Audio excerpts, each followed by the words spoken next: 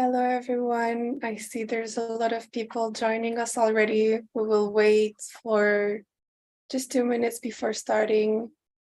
And yeah, we have a really interesting session ahead of us.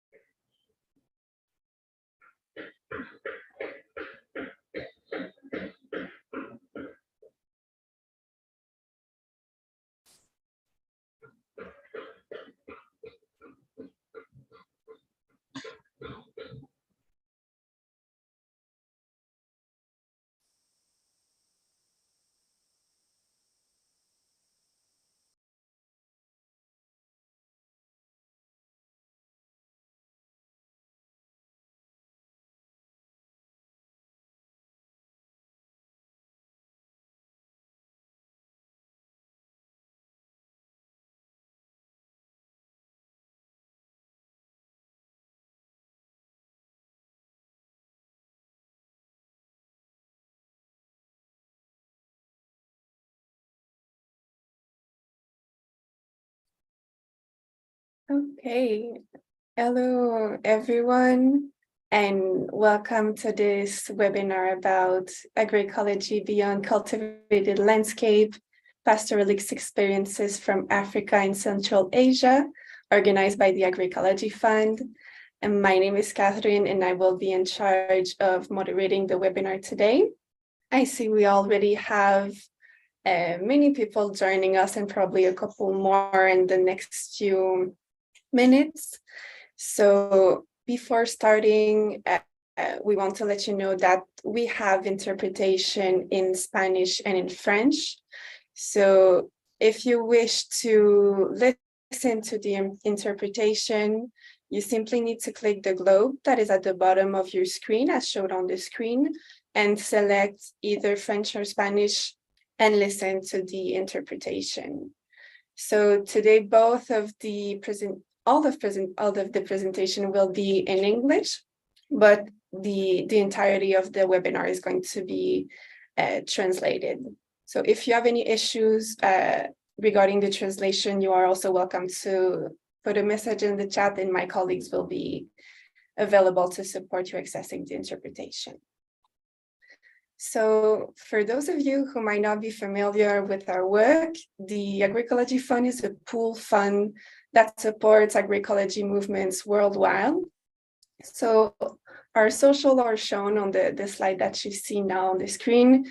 So if you wish to know more about our work or the work of our grantee partners, you are more than welcome to reach out to us through any of those channels or to follow us to keep up to date also. So today's webinar is going to be an hour and a half. So we will have the chance to listen to 4 amazing speakers who have been working for many years on the issues surrounding agroecology and pastoralism. So first, we will hear from Indira Remberdi and Kulupa Akhmatova, who are joining us from Kyrgyzstan. Then we will hear from Mali Ole Kaunga from Kenya, and finally from Dr. Ian Skoons from the UK. And after the 3 presentations, there will be a moment for questions and comments. So if you wish to address any question directly to our speaker, you can use the Q&A box as shown on the slide. So you see there is the Q&A box and there is the chat box. I see that many of you have already been using the chat box to introduce yourself. You can also use it to share a link or to share any resources that might be interesting. And please use the Q&A box for questions that you want addressed to the speakers. So jumping right in, let me introduce our first 2 speakers, who are Indira Remberdi, who is the Executive Director of the Peace Building Center, and Kulupa Akhmatova, who is a researcher working with the Rural Development Foundation. Both organizations are part of the Golden Hoof Collaborative, which is a collaborative that revives Indigenous livestock to bring back prosperity and dignity to nomadic people and to enhance the connection between human beings and nature. So please go ahead, Indira and Kolupa.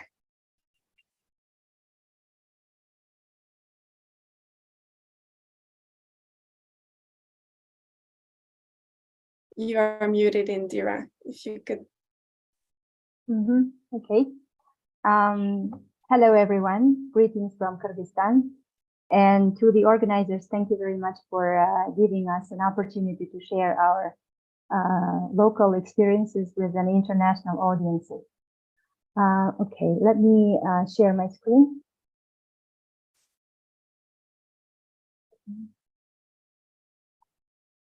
And if you don't mind, let me switch off my camera.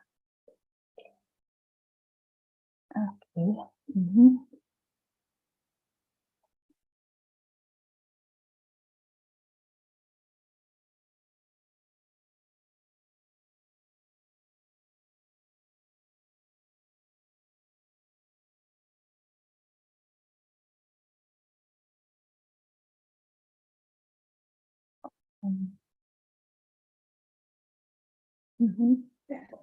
Golden Hoof collaboration. Yeah. Do you see? Yes, yes, we do see. Yeah, and you see the slides, right? Yes, correct. Okay. So Golden Hoof Collaborative is a cooperation of several organizations and individual experts representing 7 indigenous peoples inhabiting 3 linked mountain systems called Pamir, Tian Shan, and Sayan Altai, and located in Eurasia. The collaborative was established in 2017 and since that time received a very generous support from Agroecology Fund. The mission of our collaboration is the promotion of 3 interconnected dimensions of security of indigenous peoples of Pamir, Tian Shan, and Altai region through the activation of indigenous livestock breeding in the conditions of global crisis. By the 3 dimensions of security, we mean first, spiritual and cultural security, which implies the spiritual and mental well-being of the people and is based on spiritual and cultural identity. Second, it is also environmental security, which implies the physical well-being of the people and is based on nature, land, and the health of the nation. And finally, we mean here material security, which implies well-being in terms of food sovereignty and economic prospects of the nation. This is the map showing the 3 biocultural zones we work with. Tian Shan is in the middle, as you may see, and it is the zone where the Central Asia and Kyrgyzstan is located. The Tian Shan component of the Golden Hoof Collaborative is focused on the Central Asian region and the revival of the indigenous Kyrgyz horse. The goal of our collaborative is development of a practical model of the revival of indigenous livestock breeding in the Tian Shan region using the case of the indigenous Kyrgyz horse, and based on it, promotion of the reintroduction of the nomadic or pasture-based livestock breeding in local landscapes.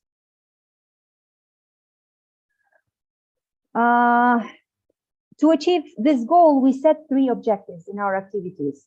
The first objective is the revival of the main gene pool of the indigenous livestock breeds and traditional agroecological technologies of local pastoralist communities. The second objective is consolidation of indigenous leaders and pastoralist practitioners around the issues of food and economic sovereignty, environmental protection, and activation of spiritual cultural identity of the indigenous people of the given region. The third objective is consolidation of conventional scientists and custodians of traditional knowledge for comprehensive collaborative research and development of a solid evidence base on the efficiency of agroecological technologies embedded in the traditional culture and nomadic life practices of the peoples of our region. We have 2 pilot or experimental farms where we revive the indigenous Kyrgyz horse. The first one is located in Talas province, and it is a state horse breeding farm. The second farm is located in Naren province and is a private horse breeding farm. The overall area of our project covers 2 large villages in 2 provinces. As you can see from the statistics, both villages are very actively involved in practical horse breeding, and from 80 to 90% of the population are experienced and hereditary pastoralists. This is the photo from one of the regular meetings of horse breeders in Talas province. This is the boy from the Taldibulak village. So the pastoralist communities in our region are specialized in nomadic livestock breeding, which is characterized by vertical grazing. These communities use a 3-level system of stations or 3 levels of pastures. These are the lower, middle, and high mountain stations. In the table, you can see some statistics regarding these pastures. Lower stations are usually located around or in the village itself and are used for keeping young horses in winter and during the year for grazing adult horses. Middle stations are usually used for keeping adult horses in winter, early spring, and late fall. High mountain stations are usually used in summer and are the most difficult to access. This is the most unused category of the pastures.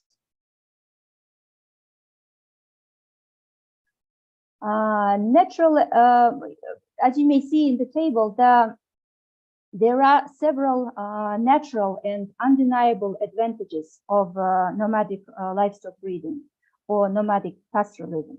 The most important advantage is the locality and effectiveness of the production process. Secondly, the production process and products are environmentally friendly. And thirdly, nomadic livestock breeding is very cost effective and its products are competitive. In general, here we can say, in addition, that indigenous livestock breeds have been adapting to local ecosystems for hundreds and thousands of years and cannot be replaced by non-native breeds. This is the fundamental advantage of nomadic livestock breeding. Challenges. Among the many challenges, 4 are the most pressing in our opinion. The first challenge is climate change and lack of adaptation measures at the national level. Over the past 43 years, there has been a widespread and very active increase in the average annual air temperature. The consequence of this are active melting of glaciers, disappearance of permafrost zones, reduction of total seasonal snow cover. And of course, this situation has a very difficult impact on nomadic livestock breeding. The impact is twofold. The first impact is that we observe reduced water resources. And as the consequence of this, we see shortage and high cost of fodder. Also, we observe spontaneous spring precipitation and changing seasons, which means we very often face snowfall, very strong snowfalls blocking midland stations, and livestock mortality related to that. The second challenge is the environmental degradation and lack of adaptation measures at the national level. Active degradation of pastures is observed. Middle and lower pastures are in a particularly difficult situation. Their degree of degradation is 50% and 70%. Of the 9.2 million hectares of pastures, more than 3 million hectares are not used due to difficult accessibility. The consequence of this is twofold. First is reduction of pastures for agricultural needs, and the second is disturbance of local ecosystems in general. As for the impact on nomadic livestock breeding, the impact is kind of a controversial. On one hand, we observe increased tension among local communities over the allocation of pasture resources. But on the other hand, we see increased demand for native livestock breeds suitable for high altitude pastures. The third challenge is political instability and lack of strategic vision of NLB at the national level. Unfortunately, four political crises in the last 15 years have not allowed to form the necessary level of state management in agricultural and other related sectors. As a result, we see that there is no clear strategy for the development of livestock breeding at the national level. There are no large-scale mechanisms to support nomadic pastoralists. There are many problems with the legislation on the use of pastures, which is another big door to big problems. So these consequences impose a serious impact on nomadic livestock breeding, and we see three impacts. First is that livestock breeding is conducted on a spontaneous and local level by the efforts of local communities. There is no holistic view on the development of the sector and its connection to other relevant sectors of the economy. There is no strategic planning and control of the livestock sector and natural resources use. There are no good quality veterinary and other supporting services. And the fourth challenge is detachment of nomadic livestock breeding from international context, including from financial flows aimed at supporting local solutions to global challenges. Pastoralist communities are not informed and lack the capacity to analyze the global challenges in the light of their own activities. Consequently, they cannot reach international impact investors and other funders capable of taking their activities and the impact of their activities to higher level. The nomadic livestock breeding is being revitalized as a result, revitalized at the community level by applying local modest resources or the resources of non-profit environmentally oriented projects that are only launching pilot initiatives but cannot provide sustainability. As for the direct impact on nomadic livestock breeding sector, we see that communities are deprived of the opportunity to receive serious financial and technical assistance for the revitalization of valuable native breeds, acquisition of equipment for daily living and research, development of NLB's connections to community-based and eco-friendly business initiatives.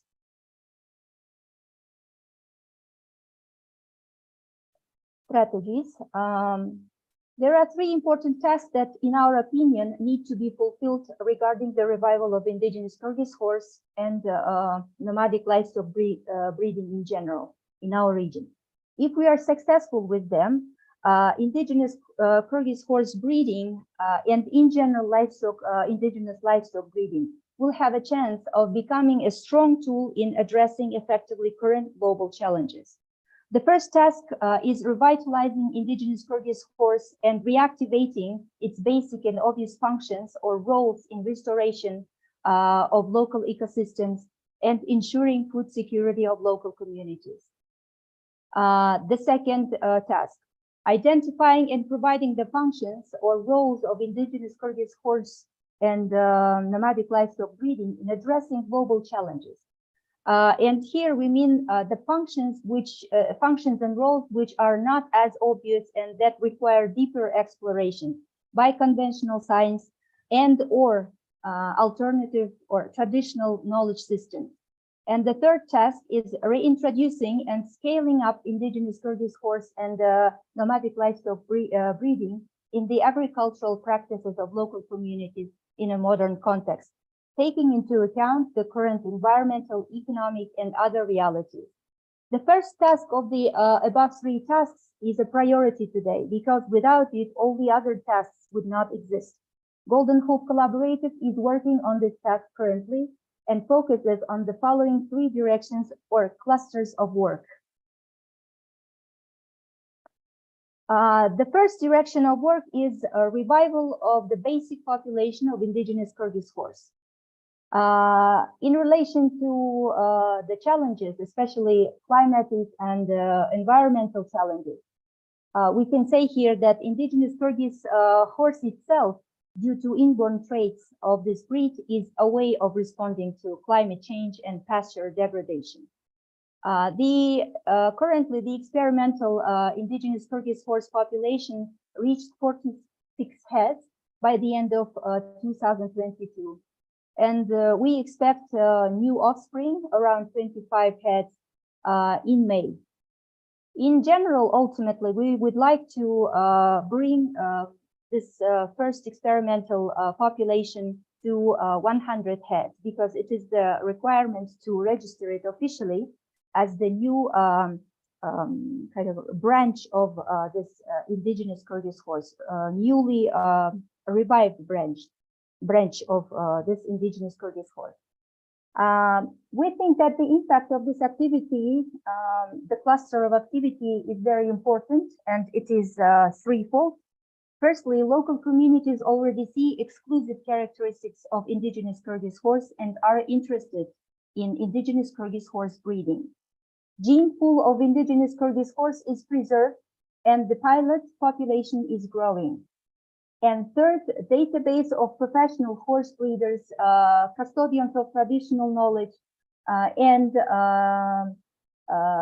indigenous Kyrgyz horse population outside our project is being created. The second direction of work is development and implementation of so-called integral map of research and revival of indigenous Kyrgyz horse.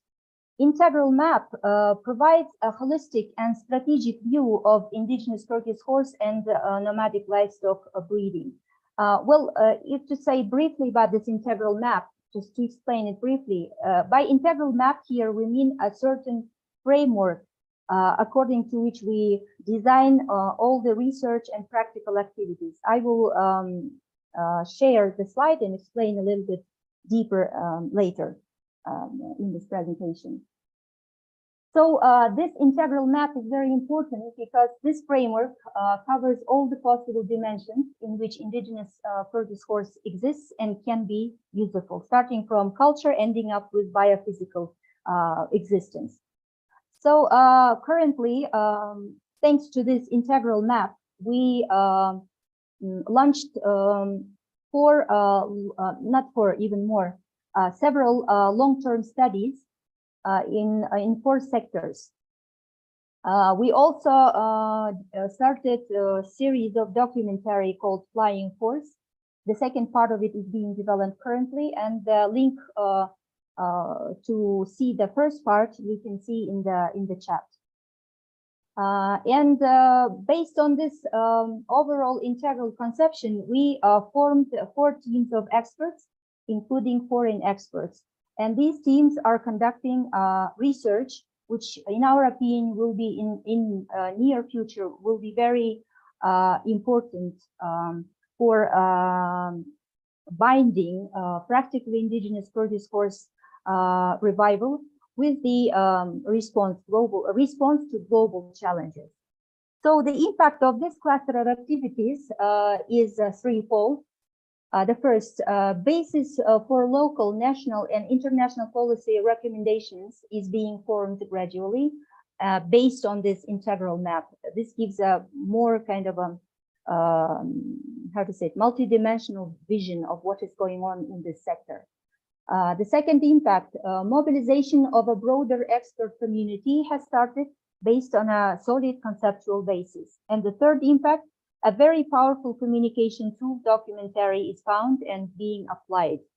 For ourselves, we discovered this documentary tool because we think this is very suitable for us, because the first movie, Flying Horse, was very successful. It won several prizes on international ecological documentary festivals and also was shown in many countries.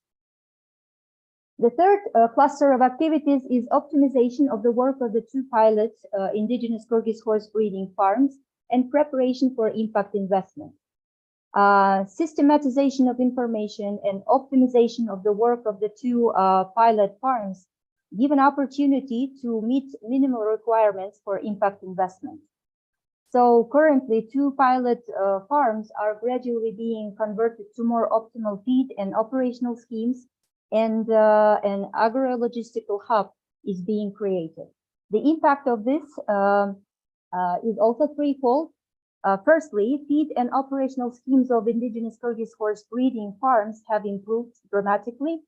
The second, the vision, we got the vision of possible community-based and eco-friendly business initiatives with involvement of indigenous Kyrgyz horse. So we started understanding deeper the context of economic, even economic and food in economic terms and in food security terms. We started seeing in more profound way the indigenous Kyrgyz horses context.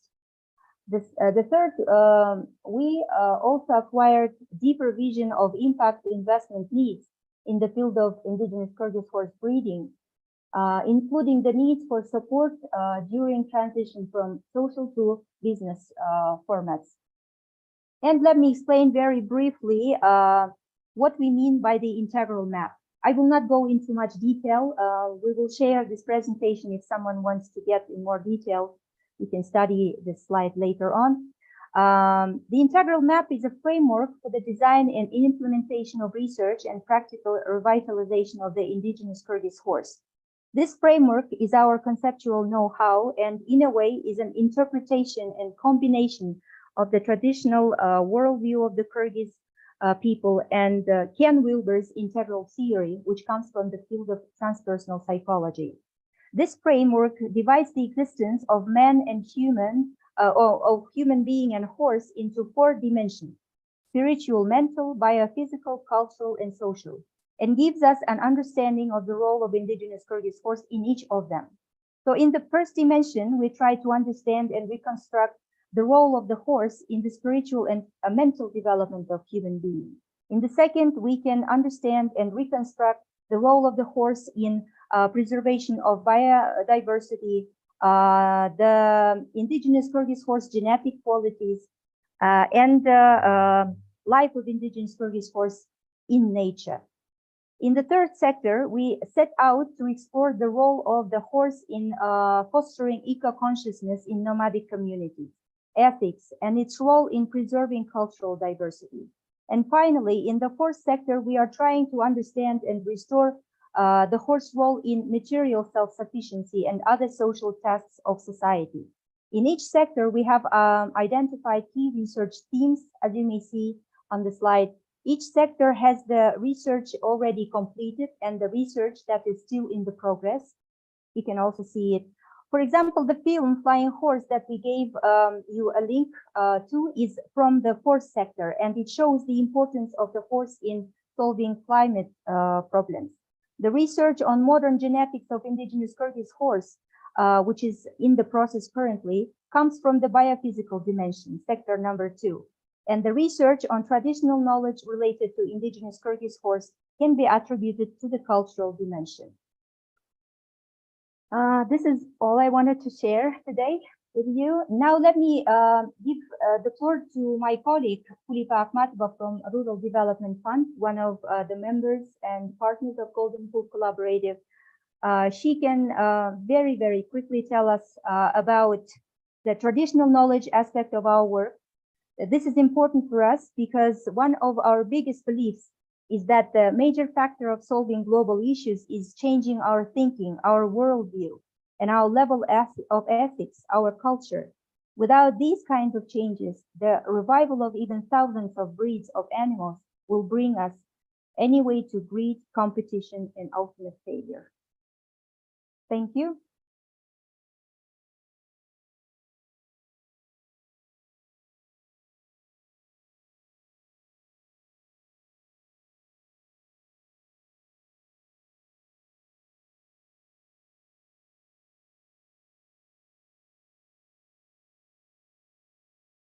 Kulipa Ece.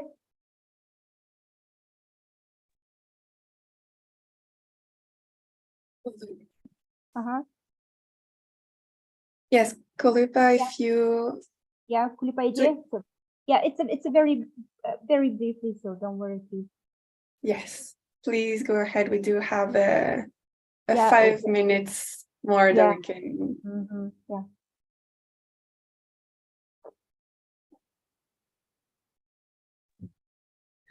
Hello, did you see my presentation? We are not seeing the presentation at the moment. По идее, Диана, документыңызды açыңыз, басыңыз. Нет, отчет там, но вы не видите, я его уже шеринг делаю. Да? Да, почему это вот... Так, сейчас я попробую. Did you see my presentation? Because I have seen already.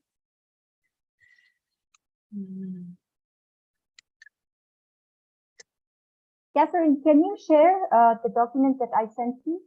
Yes, Okay, thank yes, you. Yeah. Please Thank allow you, me to Can you share it? Indira. Or I can do it. Yeah, okay, thank you. Yeah. Maybe Okay. some technical issues.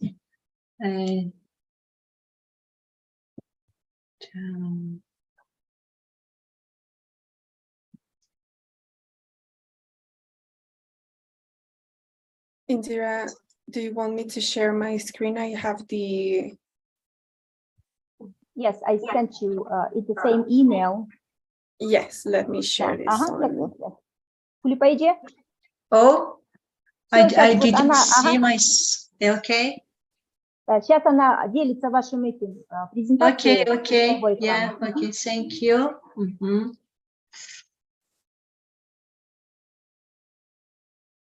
You can go ahead, Kulipa, and just let me know when to change Okay, the... okay. Good afternoon, everybody. For us, it was very interesting project, especially developing our publication on the result of this research and process of this research.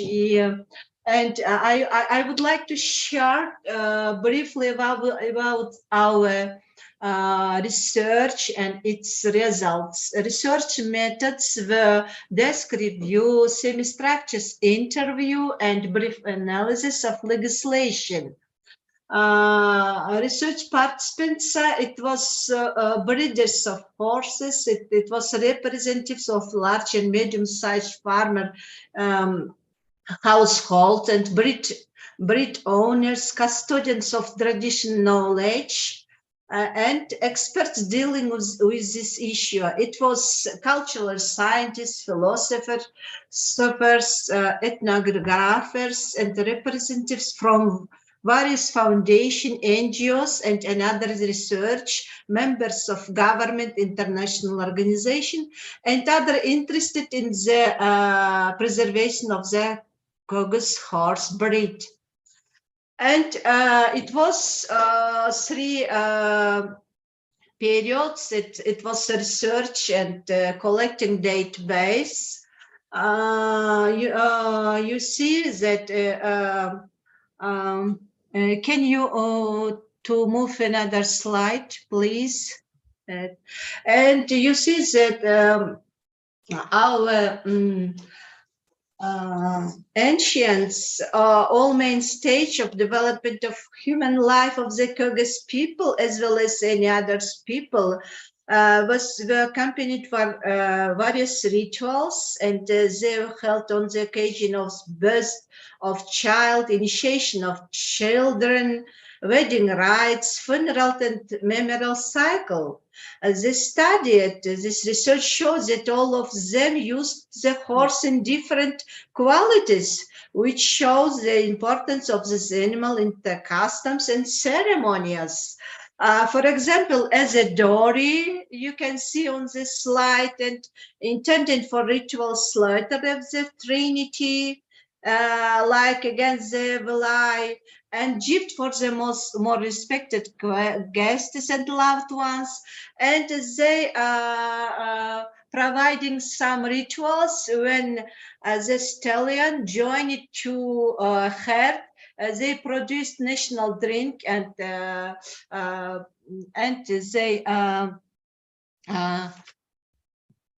and another rituals and events that before the race, it was competition. The horse was let out in front of the people and received a blessing, bata in Caucasus language, from elders, from communities elders. Please, another slide. And you can see here some dishes of cuisine of the nomadic Kyrgyz. It's consists to nutritions, horse material, delicious, and consists of nutrients and trace of elements, magnesium, iron, potassium, amino acids. And you can see here our popular dish. Among our people, it's besh barmak. It's you can see this dish, please. Another slide. And I can share from results our research. We can we receive here. We see you see. The competitions, it's moments when we are using Kyrgyz horse in various of elements of our celebrity, of our nomad daily life. Please.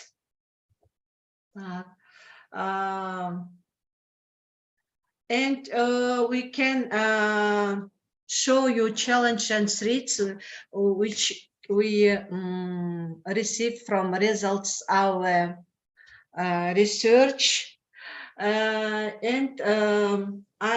But I think that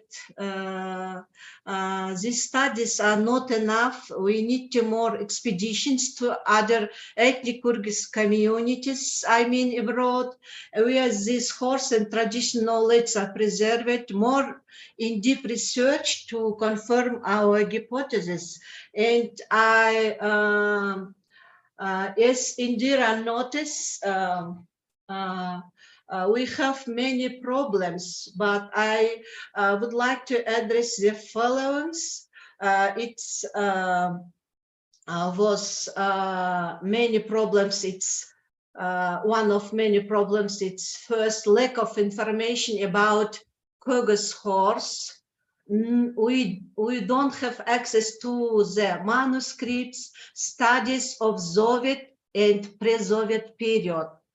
And there is a total breeding of foreign horse breeds, mixed breeds, for sport business, like participation in sport games, nomad games. And first problem is few keepers, few custodians of traditional knowledge is not passed on to the younger generation. There is no continuity. Each year takes away the living bearers of this knowledge. And I think, but we also managed to collect legends, proverbs, stories when Kyrgyz horses decided to the historical fate of the people saving in battle or winning at races, memories where they can highly appreciate it and were given as gift to the leaders, other nations, clans, countries. And I think we also need to other publications where scientists will put forward their hypotheses and other experts will summarize their conclusions. And I think we also need to collect more traditional knowledge from custodians and could be addressed to farmers separately for children and youth so that they would be understandable and interesting. Please, another slide. I think it's enough. Yeah, it's what's not said in the slides of Indira's. Please, another slide. Oh, it's. I think that concluded my presentation. Thank you for attention. It's very, very briefly. I think it's not enough time to describe all the result of research, but I hope we will have another time to share with our results. Thank you. Спасибо, Кульпаджи. Uh-huh. Thank you, Indira. Thank you, Koliupa, for this really short presentation. We agree that it is not enough time, but it is still a good introduction, at least to the work, the very important work that you have been doing in revitalizing the Kyrgyz horse. And I think you also showed a very interesting approach to research that is not only focusing on the genetics or the environment, but also consider social and spiritual elements. So as I've mentioned before, as it's been shared in the chat before, there is a link to the Flying Horse movie that we do encourage you to see. It's a very beautiful and informative movie that captures a lot of the elements that Indira and Koliupa shared with us today.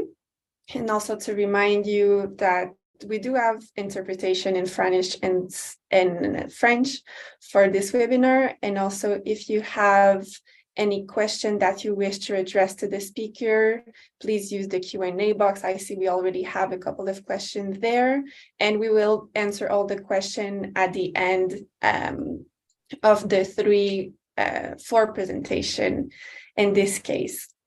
So let's continue with our third speaker, who is Mali Ole Kaunga, who is the Director of Impact, the Indigenous Movement for Peace Advancement and Conflict Transformation in Kenya, which is an organization that works to secure pastoralist rights, support Indigenous people, land stewardship, and fortify community food security. Please go ahead, Ole. Yeah, greetings to you all. Can you hear me? Yes, we can hear you perfectly. Greetings, thank you so much. And I will present mainly based on my experience as impact from North Central Kenya to Northern Kenya. And basically what the all different type of communities and how pastoralism they actually practice in this area. I have no PowerPoint, but I just discuss this, and it resonates very well with what my colleagues from Kyrgyzstan have just spoken about. So mainly the pastoralism or pastoral communities in Kenya comprise closely to about 10 million plus communities, individuals in North to North Central Kenya and Southern Kenya rangelands. They mainly live on what they call dry lands or rangelands, and where it's actually where it is it's scarce natural resources, but it's the best mechanism for these communities to be able to utilize their land in a very sustainable but also in a challenging environment. I think it is an intersection of they keep different types of livestock, ranging from camels, donkeys, sheep, cows, and goats. They keep them as a way to spread their risks in different kind of environments, but also they play different roles in terms of the cultural identity of the communities. I think the pastoral life is actually an intersection of the people, the family, or the family. It's mainly family based because that's where they draw the labor, they draw the family life, communal life, but also it's about the livestock, diverse species of livestock. But also on the other side, we have communally shared natural resources, but also the shared landscapes where they also share these landscapes with wildlife, but also other, in some instances, they also live by other communities that also use the same land for different use, or also they happen to have to be in areas where wildlife conservation is very highly practiced. It's just good to underpin that there are different types of pastoralism. It is really, it has shifted a lot. There are a number of, the considerable proportion of communities like the Turkana, the Pokots, the Gabra, mainly still practicing some close to nomadic to semi-nomadic practices, where it means that part or the whole community have to live during certain moments of the seasons, depending how the natural resources are spread, especially right now that there's increasing impacts of risks and shocks from climate change. So in other areas, we have semi-sedentary communities, mainly where a section of the family live and move to other areas, and they normally move organized in forms of clan or families to areas where their pastures and water are accessible during that part or different parts of the seasons. We also have so what I'm trying to say is pastoralism is not a homogeneous practice or means of livelihood. So they draw identity and forms of livelihood, but mainly it's a food security system on its own that is dependent on interplay of livestock, land, and the family itself. From each year, we organize, for instance, a indigenous food festival, and different communities are able to showcase how they grow food and different types of food, and for different part members of the family from the same animal. The same animal, if you compare how food from a goat, different types of meat, or different types of milk products from a goat compared, for instance, say the Samburu and the Turkana, it will be different. It is the same goat, different species, but you realize that they have different form of ghee. They make it differently, but it's at the end of the day, they have ghee, but they have milk. They prepare it differently for different occasions, whether it's also for rituals. So animal rearing, they are mainly still increasing in major play. They still have indigenous breeds, but if you consider areas close to areas like central Kenya, like Laikipia, they have new kind of breeds that has been introduced, like the Dopa, which is mainly from South Africa. But they have also between communities also interchange genetic resources. For instance, you realize that the small East African goat has been crossbred with the Gala from mainly kept by the Borana, the Somali, and other communities up north. So pastoralism is also a cultural, it's a mix of identity, cultural practices, cultural rituals that happen around land, family, and the livestock. For instance, if you consider critically the master is speaking, they say the land is the heart and the cow is the soul of the family. See, without land, you can't have livestock. Without land, you can't really have a complete identity of the cultural landscapes in which they really live. So that's a kind of a kind of a typology of how pastoralism plays in between different communities. And also, livestock are very important in terms of building relationships. Food is very important. It's a connector. It connects families. It connects different. You use animals also to build relationship where there have been conflict. They use this as a way to actually solve some of these, to perform rituals, and also cleanse themselves of some of bad experiences from these communities. So this is but of late, and there are a number of challenges they are facing differently because of a number of areas, a number of changing dynamics within policy frameworks, and also in terms of what's happening within the shared landscapes in which these communities live. For instance, you realize that the pastoral systems is being undermined by wildlife conservation and other practices that are happening in these areas, like, for instance, large-scale investments that is happening in this area. It is come that land ownership and tenure is becoming increasingly a big challenge for pastoralists. Land is changing hands so fast, despite to the extent that coping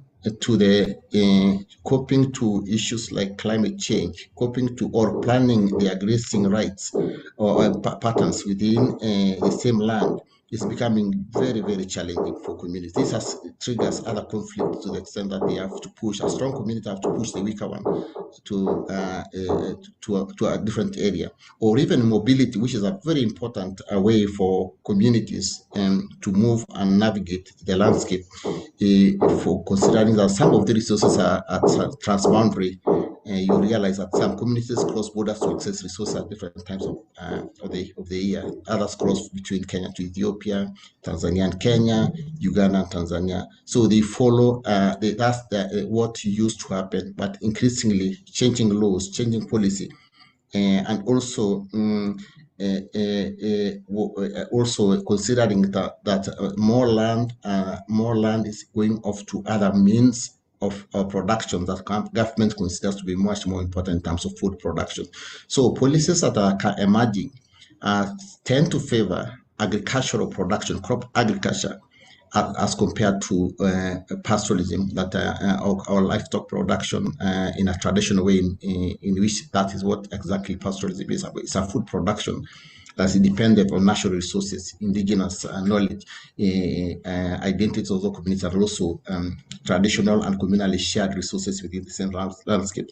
So there's a big challenge, to the extent that we continue to see a changing nature of conflict, being more militarized, but also high competition for resources that are already in the fragile ecosystems that these communities live.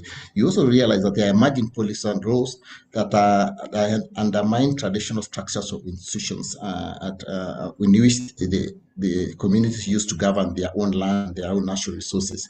If you look, for instance, Kenya recently, about 5 or so years, produced have a law on community land. But if you look, it becomes more like a burden for communities to secure their land as defined in that law, as compared to how it is easier to convert that land into a conservancy, a wildlife conservancy. So the focus for those laws is to transform those landscapes into a conservancy, so that tourism can flow into those areas, and so government can earn revenue. But also, while it is being said it's a complementary to livestock production or traditional livestock production, it is actually competing and undermines traditional livelihood system. That's threatening a considerable proportion of people and their food security, but also in how these communities are able to themselves interact with their own land. It totally disrupts those communities and how they continue accessing these spaces. Another challenge that is emerging with pastoralism, we continue to see a negative, or what I will call false climate solutions. For instance, the strong drive to use this land to generate more clean energy, which is being used in urban settlements, which is not bad, but in real sense, it disrupts that livelihood. It's a good solution, climate solution at a national level, global level, or in terms of delivering global benefits, ecological benefits. But in terms of how it impacts on those communities, it's actually a false solution, because it does not really, it actually minimize or diminishes their capacity to produce their own food, because they lose the land and they need the land for their livestock in order for them to access that food system. So that's another one. The other, also increasingly, and it's a big topic globally right now, is the whole question of conservation, in which how it impacts on pastoralism. While it has a number of good benefits to those communities that are practicing it, but it is also one of the false nature solutions, to the extent that you secure land used for conservation, although this land is originally being conserved by traditional people, the pastoralists, but it's now set into for tourism and also for specific areas. But while it says it's a complementary, but the priority is being given to wildlife and tourism. It's a way of seeing it as land as a way to increase revenues through tourism. But it is not to say that communities are not benefiting, but it has created another hierarchy of benefits, whereby the elites or those leaders who are in these conservancies or these spaces are much more benefiting. The benefits are not well spread. The access and benefit sharing structures are not equitable, and there need to be a lot of issues to be addressed in order to ensure that it does not disrupt pastoralism or mobility of pastoralists, but also it becomes a source of to complement pastoral system rather than undermining it. There's a lot of things that still need to be done, especially when it comes to ensuring that there's no competing interest between livestock and wildlife. But also, this is not. This is also very difficult for pastoralists, because while they are conservancies, the remaining part of the land as and conservancies is still being shared by different communities with wildlife. To see the other issue is about negative narratives that are being still driven that undermine pastoralism as a way of life. They still narratives either driven by research or driven by policymakers, or even driven by media, to say that pastoralists are the high cost of degradation to their own land. It is that the pastoralists will need to settle so that the government can access much more better services from the government. There are still other narratives that the pastoralists needs to reduce their livestock for them to be able to use their own land sustainably. But this is a big challenge to communities because the problem is not them. The problem is so much land that is being used or being carved or being expropriated from them for other purposes, which destabilizes them. So the question, because it is still high belief from policy or legal circles that it is not profitable. The profits, how benefits in pastoralism defined by pastoral communities themselves is very different from how the benefits, the government will define those benefits. For there's still, despite a considerable proportion of pastoralism in the Sahel, in East and part of Central Africa, you realize that very few of these countries really have policies on pastoralism as a food production system.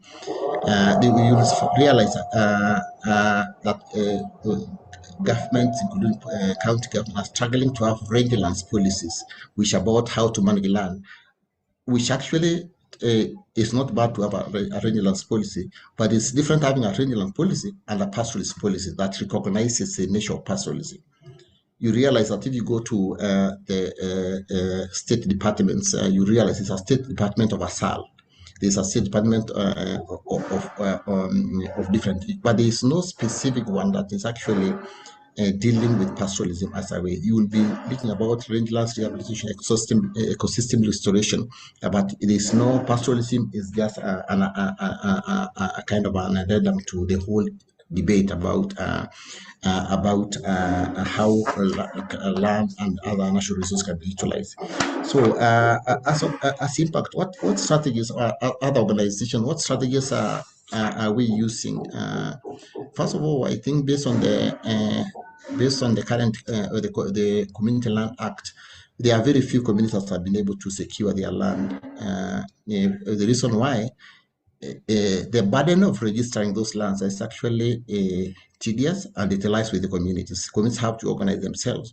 So this is where a number of civil society, not just impact, there are a number of key organizations operating in this area that are really supporting this community to secure and land, to ensure community get their own community titles, but also go ahead and produce land use plans, which is commensurate with how they practice or what they want to utilize their land for.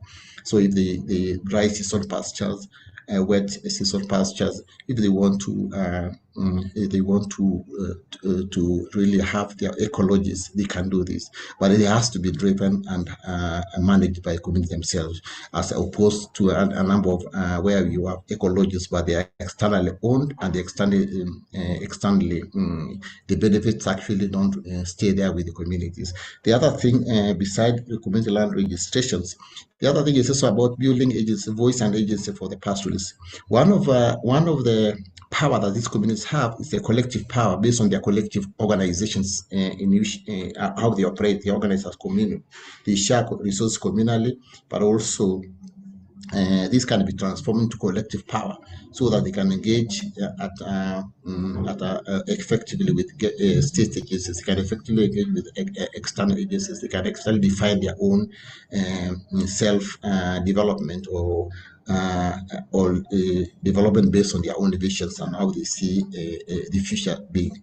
The other strategy is also supporting communities to revitalize their own ecosystems.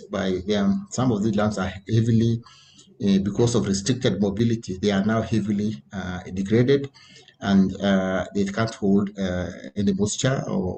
So a number of communities in which we are, and some of the members of the Agroecology Fund had the opportunity to visit. Our communities are really working hard to ensure that they can revitalize their own ecosystem so that they can continue. This one way vision of is them ensuring that they can continue to practice their own pastoral life according to changing circumstances. The other thing also, the whole issue also is to influence policies and push for county government and the national government to actually to make policies that are really respond to the needs, cultural as well as food needs, and as well as natural resource needs of these communities. If we have supportive policies, then these communities can be guaranteed of a future, a food secure future. And this is exactly what is the weakest link, because when drought comes or the climate change risk and hazards, and they have nowhere to move to. They are heavily hit by drought, although that form of livelihood is still holds high potential for coping with these shocks if these critical policies will be improved or facilitated. That is one of the roles that Impact and other organizations that belong to an alliance. We have an alliance called PARAN, and there are also other networks in the other parts of the country. But PARAN is mainly working in a number of counties in northern Kenya, Isiolo, Samburu. There are a number of brings together civil society organizations working in this area. Paran is a Maasai word that really also means sharing, and also is an institution where you can help one another. So that's how we call it. So it's a way of bringing this voice so we can engage, support these communities together. And I think not to take much more time, I think some of the other things we do peace building, and also ensuring that this community, every year we organize a community land summit to ensure that these communities meet together to discuss and share their own lived experiences, and also engage government and push government for favorable policies and laws. These are some of the things that happen. There are so many that other organizations are doing, and I think working together to build collective power so that these communities can get a food secure future. Thank you so much. Thank you so much, Ole, for your presentation and for showing pastoralism in all its diversity, and also the interconnection that exists between pastoralism and other very important issues such as land use, climate, and conservation. And I think this mention of the false solution in the political issues is leading us quite smoothly into the last presentation that we are going to have today, which is going to be by Dr. Ian Skoons, who is the principal investigator of Pastoralist. Pastoralist is a research program that aims to learn from the ways that pastoralist responds to uncertainty, applying these lessons from the margins to global challenges. Please go ahead, Dr. Skoons. Okay, I need to be able to share my screen. Yes, you Okay. should be able to. I should be share your able to screen now. Great, has that come up? We see the full screen with the notes and Oh, okay. Let me stop that. Let me try it on another version here.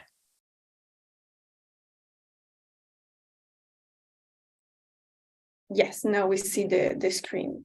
You can see that one. Yes, correct. Okay.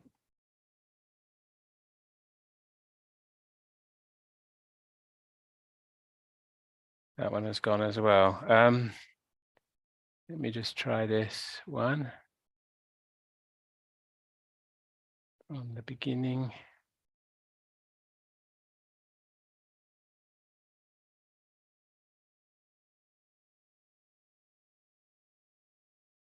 Sorry about this. Is that coming now? Yes, now we see the full PowerPoint. If you can try to put it in full screen. Okay. It's gone to that one. Can you see that? Now we see the screen with all the images. All the images. Okay. Oh, sorry. It was working before, No, wasn't it? yes. Even after a couple of years, we always have these issues with the.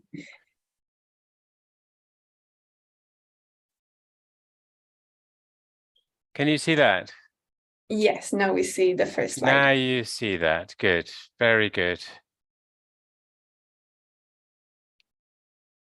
Okay, so thanks very much. And it's been so interesting listening to the other presentations, and I'll try and keep this short so we have enough time for some discussion. What I want to present is some reflections on how ideas about pastoralism and ideas about agroecology can come together in a sort of new vision for pastoralism linked to agroecology. And this builds on our work under the Pastres program and reflects on some of the discussions we had in a meeting in Addis Ababa recently, where we were discussing, in a way, a new narrative for pastoral development. Some of the things that have already been mentioned in the previous two presentations that challenges some of the standard ways of thinking about pastoralism. And many of these challenges that we've been discussing within our research are exactly the ones that are central to agroecological thinking. But very often, agroecology and pastoralism are not thought about together. And I think this needs to change, and I'll try and explain a little bit why. Now, we've already heard this from both the previous presentations, that livestock in general, and extensive livestock producers and pastoralists very often get a bad press. They're deemed to be destructive of the environment, they have unviable livelihoods, they need to be settled, they're the root of conflicts, and so on. We've heard that both from Kenya and from Kyrgyzstan.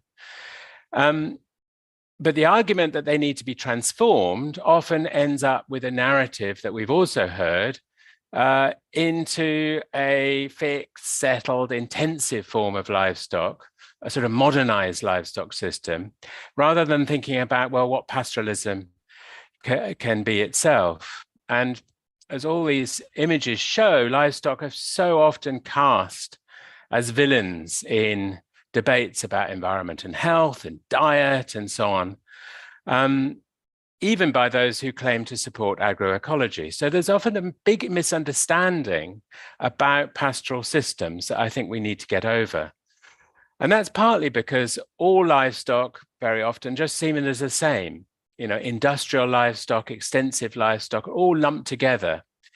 And we make the strong argument that we need to differentiate and see how mobile, extensive livestock, the examples that we've discussed already, can be important part of an agroecological perspective.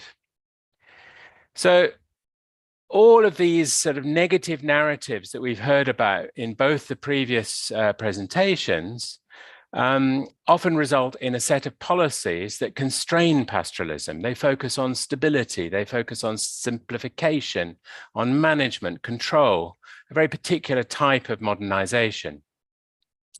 But if we look beyond these myths, beyond these negative assumptions, towards the actual practices and logics of pastoralists in relation to environment, in relation to breeding, in relation to livelihoods, in relation to marketing, the sort that we've already heard about, we see that these actual indigenous practices overlap with what we generally understand as agroecology, working with nature, generating sustainability, becoming rooted in local economies and livelihoods.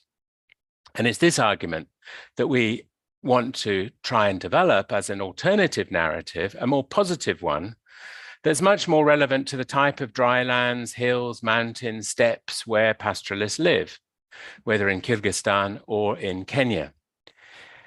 And these practices are much more resonant with these wider debates about agroecology.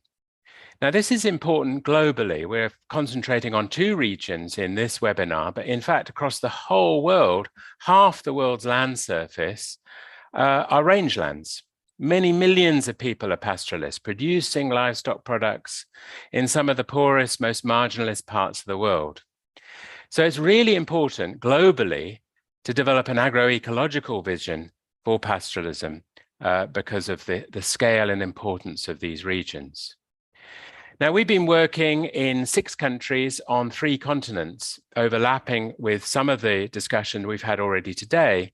These are highly variable environments, highly variable market conditions, very unstable political context sometimes. Many of the challenges that we've heard from Kyrgyzstan and Kenya are replicated in the other countries we work, which include Kenya, but also Ethiopia, Tunisia, India, China, and Italy. And 6 fantastic PhD students from those countries have been exploring how pastoralists make use of environments to generate livelihoods in settings where very often alternative forms of production, i.e. agriculture particularly, are not feasible. And we want to ask through this, what are the principles of a more regenerative agroecological approach to livestock keeping? And what are the implications of that for policy and practice? Now, very briefly, I want to discuss 5 themes that overlap with some of the themes we've heard from before to think about what agroecological perspectives come from pastoral practices that we can think about in this agroecological vision that challenges the standard narrative of technocratic modernizing versions of development. So the first one I want to start with is mobility. Both the previous presenters have talked about mobility and the importance of it, whether in montane migrations in Kyrgyzstan, up and down mountains, or across space within the rangelands of Kenya and more broadly across borders in East Africa. But you know, the standard narrative about mobility is that it's disruptive, it's backward, it's unproductive, it causes conflict. And the argument very often is pastoralists should be settled and become sedentarized and become more civilized, in other words. But of course, we know that mobility is essential for making productive use of these variable resources, whether that's movement of grazing animals or movement of people. Flexible mobility is absolutely essential, but it is increasingly constrained, as Ole was explaining for Kenya, through this squeeze on land and resources, the land grabbing, the capture of land for energy projects, for conservation and so on. And it's essential that new forms of tenure and new forms of land arrangement are evolved in order for people to make use of variable resources through mobility. So I think mobility is a really important theme to think about in thinking about agroecology in pastoral settings, and should be the cornerstone of pastoral development policy.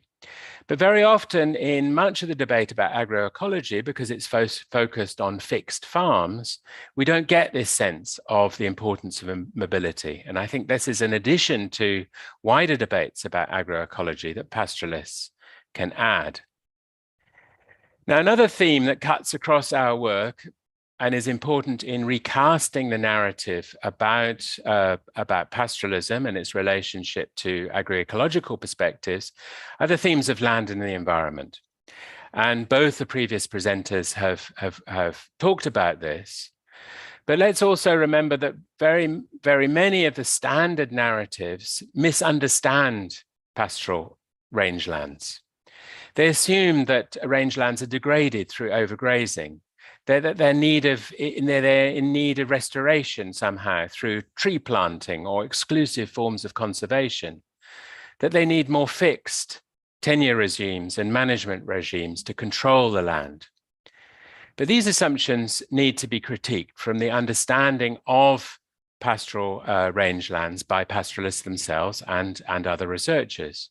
We know that rangelands are open ecosystems. They're non-equilibrium in the jargon, that they have high levels of variability, that they're mixed trees and grasses, and that they're maintained by pastoralists through the use of grazing and sometimes fire.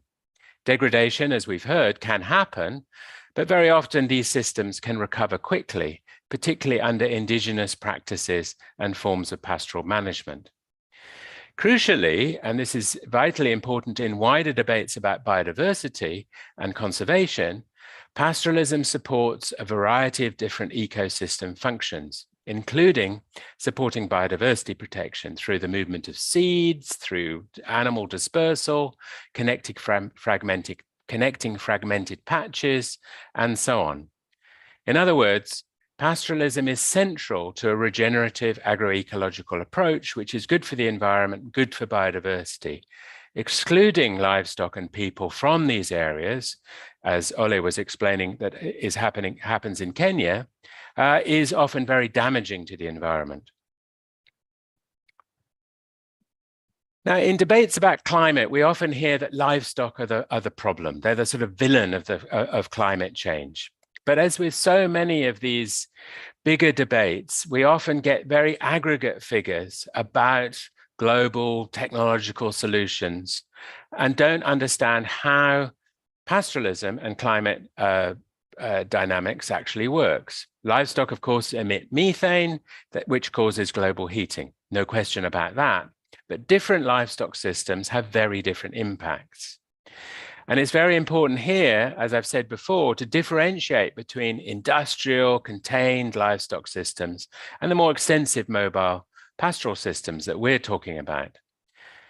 It's not the product, the milk or the meat that's significant, it's the process by which those products are produced. And in contrast to industrial systems, pastoralism is a low impact system that even can have potential benefits through carbon sequestration. So a focus on the processes of production, seeing it in a holistic, integrated systems way, is central to an agroecological vision, in my view. Therefore, we need to recast the debate about livestock and climate through this vision in new ways. Same applies to whole debates about diet. In many parts of the world, of course, reductions of meat and milk is necessary, but excess animal food in diets can be bad for you, of course. We know that. But should this mean a mass switch to plant-based diets, fake meats, industrially manufactured protein, and so on? Of course it shouldn't. Animal source foods are vital for nutrition, as we saw in the Kyrgyzstan case study.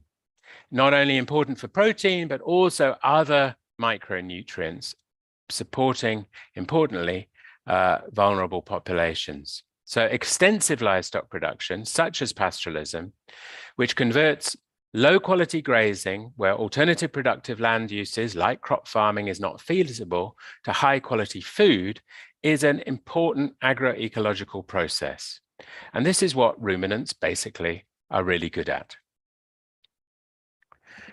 Let me finish with markets. There's much interest around the world in market development. And the argument is that in order to improve the livelihoods of pastoralists and reduce the effects of drought and so on, pastoralists needs to be incorporated into modern market systems through big investments. But of course, we must think about what type of markets and in what form.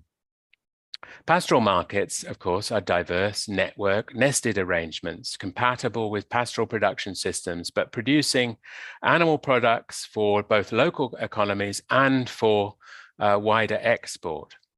Just as argued for in agroecological approaches, marketing must be part of and embedded within a local economy.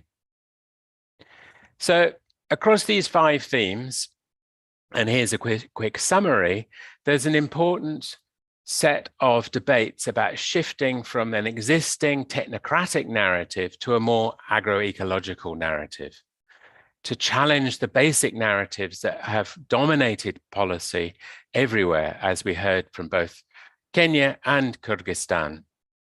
But these alternative narratives are very much part of an agroecological vision. And can be very much part and parcel of what pastoralists are already practicing, embedded within their own indigenous knowledge systems, as we've heard. So moving to this new narrative means thinking about the principles on which pastoralism is a productive modern system. It's based on mobility, it's based on flexibility, adaptability. It works with nature, not against it. It's a socioeconomic system embedded in social arrangements and networks, linked to a dynamic but localized market and livelihood system. This is, in other words, an agroecological vision for pastoral development, and it means challenging very fundamentally that mainstream technocratic narrative and learning from and with pastoralists as they manage complex and challenging environments. But importantly, I think it also means going beyond current perspectives on agroecology, which, as I've said before, are largely focused on fixed, small-scale agricultural and plot-based farming, and thinking and bringing pastoralists into the conversation about what agroecology is, bringing new ideas around mobility, around flexibility, about responding to uncertainty, and so on. So I want to finish here, because we want to have a little bit of time for discussion. I want to flag, most importantly, that the International Year of Rangeland and Pastoralists in 2026 is an important moment for us all to elaborate an agroecological vision for livestock development, especially in pastoral areas. And I see that as an essential task of that year and in the build-up to it. Luckily, there are a lot of resources around to help us in this work, including from the Pastoralist program and indeed from many others. So do check them out. And I will finish here with a couple of links that you can find more information. Thank you very much. Thank you, Dr. Scooms, for making this clear connection between agroecology and pastoralism, and also for inviting us to go beyond the native narrative and the widespread assumption that we hear a lot of times around pastoralism. So the link also to the pastoralist website has been shared in the chat. So please refer to that. There is a lot of interesting and very important resources available on this website. So we have 10 minutes left before the closing of this webinar. So I know there are a lot of questions that have been asked in the chat. Some of them have already been answered, but I will tell you 3 questions to the speakers that you might try to answer quickly. So the first question that we have is, apart from policies, what are some examples of action that countries could take to improve the situation of pastoralism in pastoralist communities? The second question is, which strategies do communities actually, in this moment, use to revitalize their landscapes? And the third question is, how best can the pastoralists be supported to burst the bubbles of climate change false solutions and secure their rights? So let's do a moment for each of the speakers, starting with Indira, followed by Ole, and then by Dr. Scooms. Please go ahead, Indira. Can you repeat the first question? Can I answer the first question? Yes. Should we answer all the questions? You can answer all the question or just the ones that seem the more relevant to your work. I saw the question related to indigenous Kyrgyz horse in the list of the questions. Can I answer that? Someone asked. Yes. Yeah, so that 46 indigenous heads of indigenous Kyrgyz horse is very small number, and that it's not real to revive indigenous Kyrgyz horse in such conditions. And the person also asked if we have the population of indigenous Kyrgyz horse beyond this 46 horses. Yes, of course we have. Originally, we have found around 450 indigenous horses, and 150 of them underwent genetic tests, and 129 were proven as the indigenous breed. And I think that if we keep observing this 450, then we can gradually bring into the project all these horses and take care of them, because many of them are not studied, not tested genetically. So anyway, I think that the perspective of revival of indigenous Kyrgyz horse is very high potential, and we still can do it successfully at the end. And I think that the indigenous Kyrgyz horse breeders, they by themselves also care about these horses very well. And many of them even asked us to do genetic research and include them into our project. So I think that the perspectives are very good.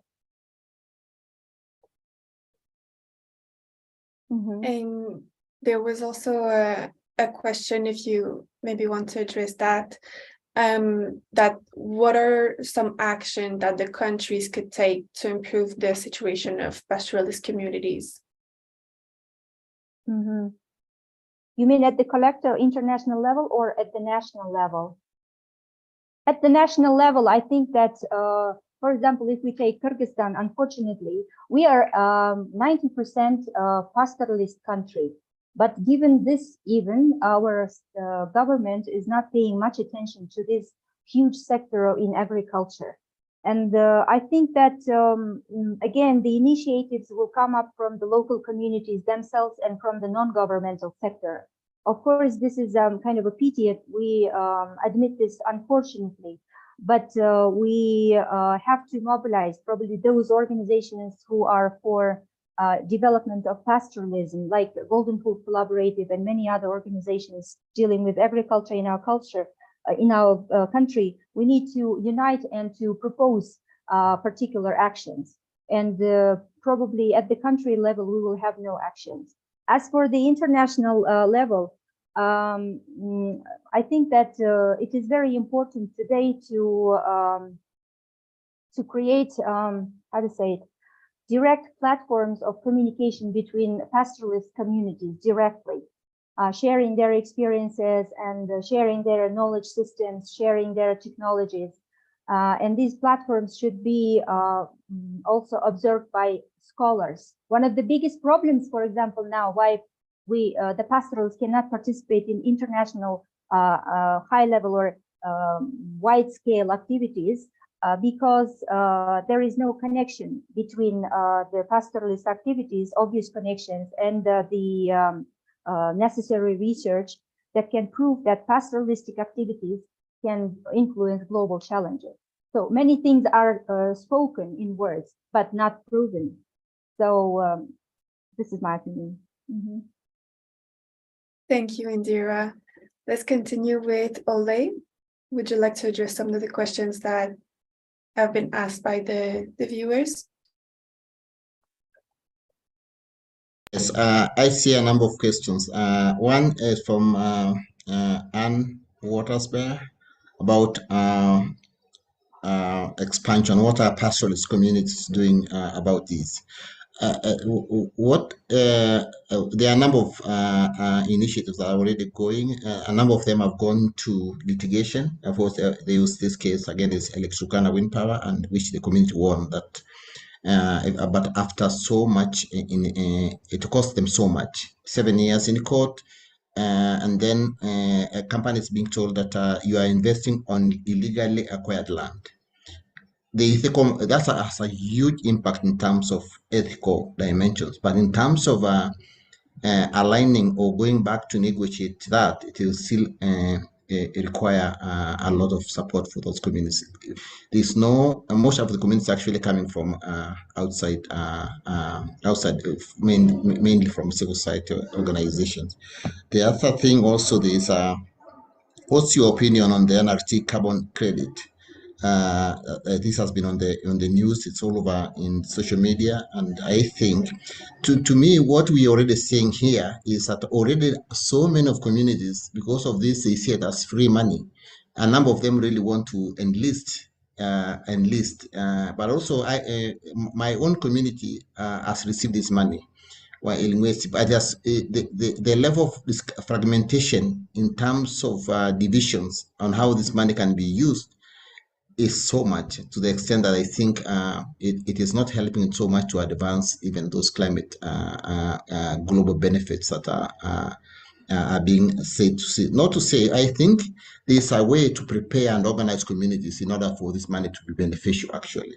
I think, to me, there are a number of issues to do due diligence, issues to do free prior informed consent, but also the issue of community to understand if they can negotiate this kind of engagement independently. And also with support, but there's still no regulations. If you look into the Kenyan context, there is no carbon regulations, so it's a kind of a free dive. So to what extent do communities have those information and not just a segment of communities, because it contributes to elite capture, and also spend a lot of time explaining what it means and how it works. To me, that's a big issue, but not to say that the benefit from that is bad. That's up to communities themselves if they get the information to decide. So is another one. So Miruka, I'm trying to talk for Dr. Miruka. He was saying, what are some of the initiatives being taken by communities themselves? Because one of the traditional way of deferred grazing or setting aside pasture is happening, but it's only happening for short periods, simply because the time spans between droughts and the length of the droughts themselves has become a challenge for communities to use their own traditional knowledge, which is not really very much appreciated. Not to say that I think while pastoralism is still a more viable means of livelihoods in the drylands of Kenya, and it's the only way that they can survive in this fragile ecosystem. But it requires a lot of mutual support from either knowledge generated by researchers, and they can combine that with their own knowledge. But much more, if you look into what's happening at the county level, or there's very little, with the national government level, there's very little investment in terms of ecosystem restoration. Much of this is money from outside Kenya. So it's money coming from either bilaterals or from NGOs. That's for a fact. If you look at the county integrated development plans, there's very little money even for disasters or even for drought. Much of the money is actually coming from this, and something else that counties need to do, use integrated risk management approach to integrate to set aside some of the resources to invest and to support how communities want this to be able to work around their pastures, but supported to create buffer zones. But you'll see a lot of what they call wildlife routes or buffer zones, which are exclusively created for wildlife, but not livestock. A number of livestock routes that were there even during colonial times have been closed or annexed into private property. So these are some of the thoughts, but I think I leave my email on the side bar so that you can reach me. You can reach out to me for more discussions. Thank you so much. I will give to Dr. Ian to continue. Thank you, Ole. Just a few comments. I mean, a lot of very good questions, which you can't cover all of them. several people have asked, well, how can we get a debate going about pastoralism as a system of agroecologically sound, as an agroecologically sound approach? I think this is really important, and a number of people have commented that we need to do more than just policy advocacy. We need to document, we need to share, we need to really understand how pastoralists manage complex environments, because I think the misunderstandings of pastoral systems run really, really deep, and that's what causes these misunderstandings within policy. And even those who proclaim a sort of more conservation-orientated approach, or an a small-scale agriculture type approach, or a food sovereignty type of approach, sometimes misunderstand pastoralism and pastoral systems. So I think, John Wilson and I can have a debate about that sometime. I think there is a misunderstanding there, and it doesn't mean to say that agroecological movements ignore livestock and ignore pastoralism, but I think there's often a mismatch of understanding. Even people who are deeply involved in peasant movements very often misunderstand pastoral systems. So I think, in order to develop a new narrative, we need better alliances with people in conservation movements, not those people who would advocate only an exclusionary form of conservation or false solutions to climate, false climate solutions and so on. Alliances with people who are involved in small-scale agriculture, alliances with people involved in the food sovereignty movement. And I think those alliances are building, but they're difficult, and we have to get over some of those misunderstandings. As Anne Waters-Bayer has mentioned several times in the chat, the International Year of the Rangelands and Pastoralists in 2026 is a really, really important global platform for having just these debates, to getting over these misunderstandings, to creating a new narrative, and to, in the build up to the year, through the regional groupings, present an alternative narrative that is convincing, that is agroecological, that can bring people in from these other movements into a more constructive approach and set of thinking about pastoralism, environment, and development. So do sign up for the IYRP and learn more about it. Thank you, Dr. Schoons.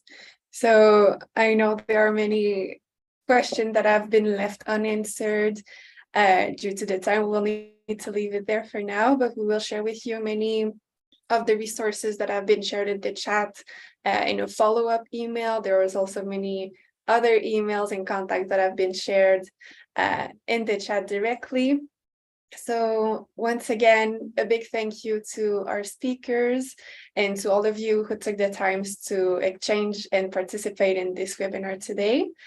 In the following months, we will be hosting other webinars on many fascinating subjects that are related to agroecology and food systems. So please keep in touch with us through the different channels that are shown on this slide. This QR code leads directly to our website. And please keep an eye out for the email that we will send in a couple of days that is gathering some of the information that have been shared today. So once again, thank you everyone, and we hope to see you in our next webinar.